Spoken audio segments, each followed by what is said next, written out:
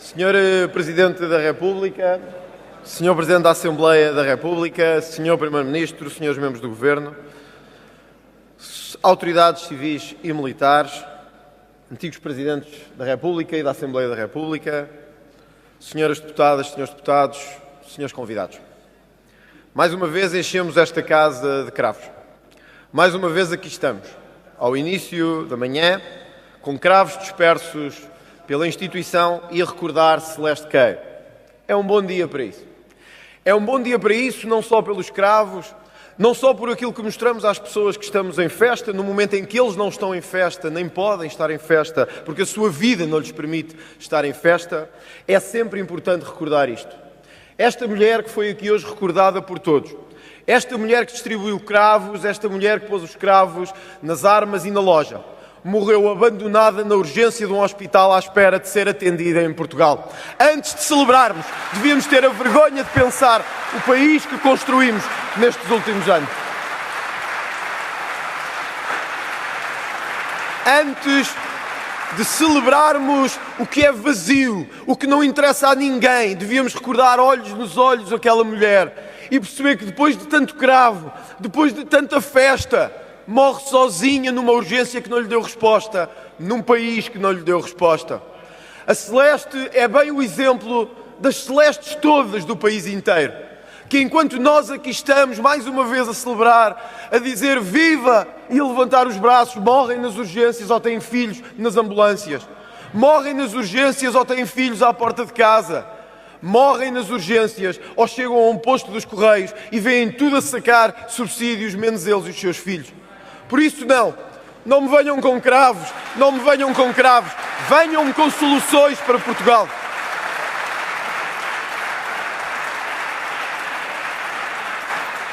Imaginemos que um alien chegava agora a Portugal e nesta tal revolução de inteligência artificial se perguntava: ChatGPT, diz-me como está Portugal. Tentem, vão ter uma resposta surpreendente. Em Portugal, o poder de compra é o 15º pior em 20. O 15º pior em 20.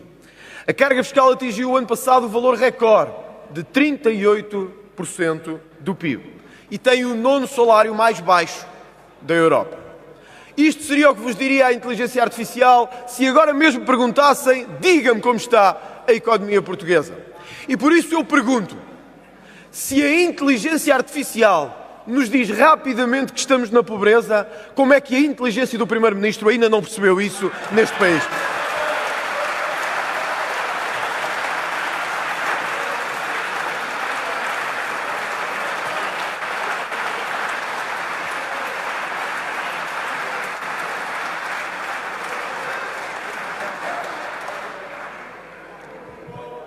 ...50 anos, 51 anos, 50 anos e 51 anos.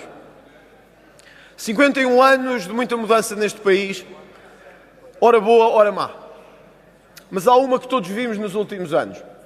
Foi o crescente número de pessoas que acorreram a este país, que por culpa de um governo anterior, uma bancada aqui displicentemente sentada de cravo ao peito, deixou entrar milhares, milhões neste país, sem controlo, sem verificação, sem sabermos quem são. Hoje ali estão eles, sentados como se nada fosse com eles. Cravo ao peito, vida para a frente, Celeste sempre, dizem eles. Esquecendo as verdadeiras Celestes, que são as vítimas daqueles que deixaram entrar sem segurança neste país. As verdadeiras Celestes deste país. E por isso permitimos-nos, nos 50 anos de Abril, ter alguém que, nomeado por um Primeiro-Ministro, diz: é incontornável que tivemos uma enchente de imigrantes. Porém, os jovens portugueses podem ficar em casa dos pais até mais tarde e devemos dar-lhes prioridade para aceder à habitação. 50 anos de cravos, 50 anos de Celeste, 50 anos de Abril para dizermos que quem vem de fora tem direito a casa e a saúde. Quem cá paga impostos tem direito a nada e tem direito a pagá-los ainda mais.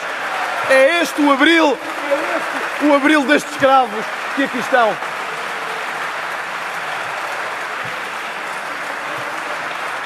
É este o Abril É este o Abril que aqui temos. O Abril que, quando morre o Odair, sai à rua com os cravos vermelhos na mão a dizer: meu Deus, a polícia é um desastre, é uma miséria. Mas quando o Manuel é assassinado em Braga por gangues brasileiros, ninguém mexe uma palha neste país para o defender. Em nome do Manu, em nome do Manel, em nome de todos os Manés desta vida, nós estamos aqui por vocês. Nós estamos aqui por vocês.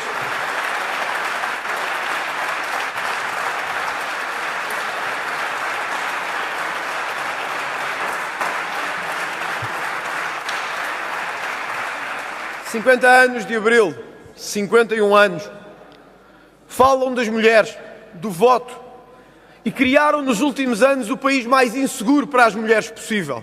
O país onde os crimes sexuais aumentaram brutalmente e só as violações tiveram um aumento de 10%. Quando foi preciso resolver o problema, olharam para o lado novamente.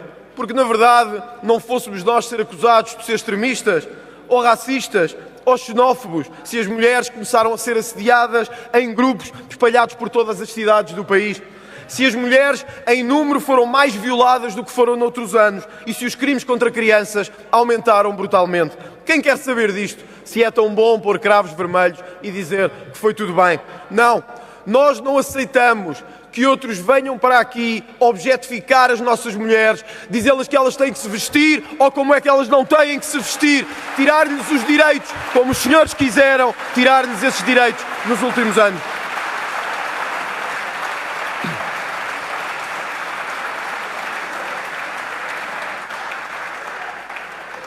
Já na despedida, o tal Alien ainda perguntaria assim: como está Portugal em termos de corrupção?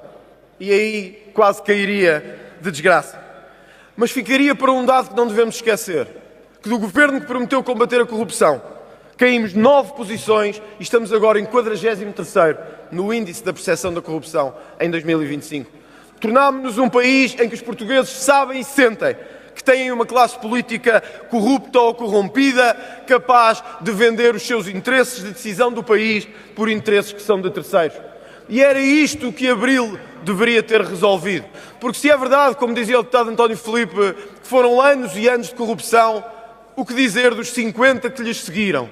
Que a uma corrupção fechada transformou numa corrupção aberta, que a uma corrupção escondida tornou numa corrupção aos olhos de todos. E pior ainda, em muitos casos, é que a uma corrupção sem punidade deu-lhe outra, em que os condenados e os criminosos andam livremente pelo país a gozar com o dinheiro e a gozar com aquilo que fizemos. Essa corrupção, de um lado e de outra, tem que ser acabada e tem que ser combatida. Essa corrupção devia ser a homenagem a todas as celestes dessa vida. Essa corrupção devia ser a nossa prioridade nesta Assembleia da República.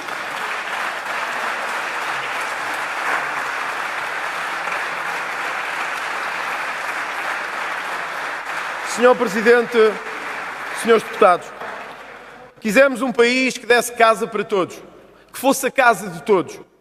Nunca tivemos, foi tanta dificuldade em tê-la como hoje.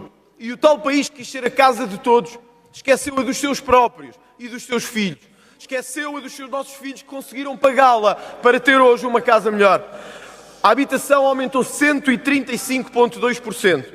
E Portugal é hoje um dos piores países do mundo para aceder à habitação. No quarto trimestre de 2024, os preços aumentaram 15,5%. Quem nos está a ver sabe do que estou a falar. As casas em Portugal tornaram-se um inferno. Quisemos ser o país da casa para todos. Acabámos por ser o país da casa para ninguém, ou para quem a conseguia ter, sem conseguir fazer muito por isso.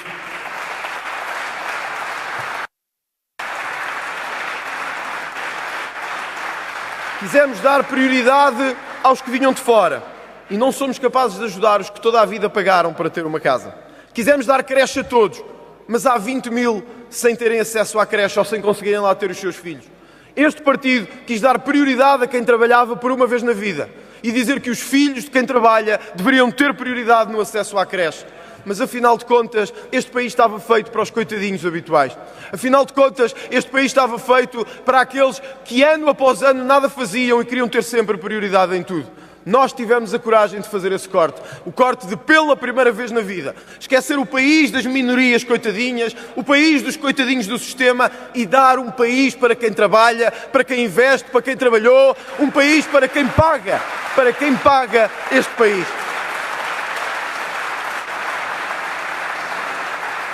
Senhor Presidente da República, Senhor Presidente da Assembleia da República, senhores deputados, não podia terminar sem fazer estas referências que vou fazer.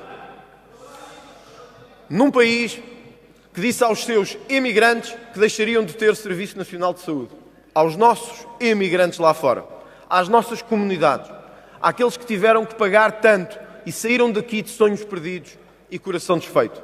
A esses dissemos-lhes que passavam a estar inativos no Serviço Nacional de Saúde. E a quem chegava dávamos tudo e damos tudo de mão beijada. Damos tratamentos de 4 milhões de euros e o que for mais preciso. Não damos é para quem cá toda a vida teve. Eu não podia terminar este discurso hoje sem recordar, porque é mesmo de recordar a que me refiro, todos aqueles, para além dos que aqui estão, todos eles, de norte a sul do país, nas ilhas, os que vivem lá fora e os que já partiram. Porque num dia em que são tão espezinhados, eles merecem esta evocação.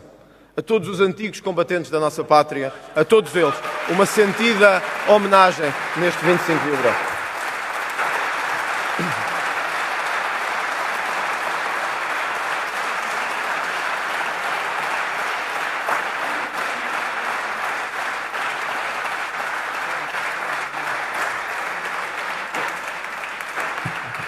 Alguns vivem com 93 euros e nós não nos devemos esquecer deles, porque eles nem conseguiriam ter estes escravos postos na sua casa. Há aqueles que voltaram do antigo império, a esses que aqui vieram e que chegaram sem nada. E por isso, Sr. Presidente da República, permitem-me, sem nenhuma provocação, dizer-lhe novamente neste plenário. Enquanto o Chega aqui estiver, nós nunca pagaremos 1 cêntimo de indemnização, 1 cêntimo a nenhuma antiga colónia deste país. Nunca pagaremos 1 cêntimo a nenhuma antiga colónia deste país. Porque se quiséssemos pagar a uma antiga colónia deste país, nós primeiro tínhamos que pagar aos milhões de retornados e aos seus familiares que vieram sem nada e tiveram que construir Portugal. Era a esses que devíamos pagar primeiro. Termino com o apelo que estes escravos da Celeste me deixam sempre. A frase não é minha, é de Salgueiro Maia. Salgueiro Maia dizia: não percam tempo a fazer celebrações, não percam tempo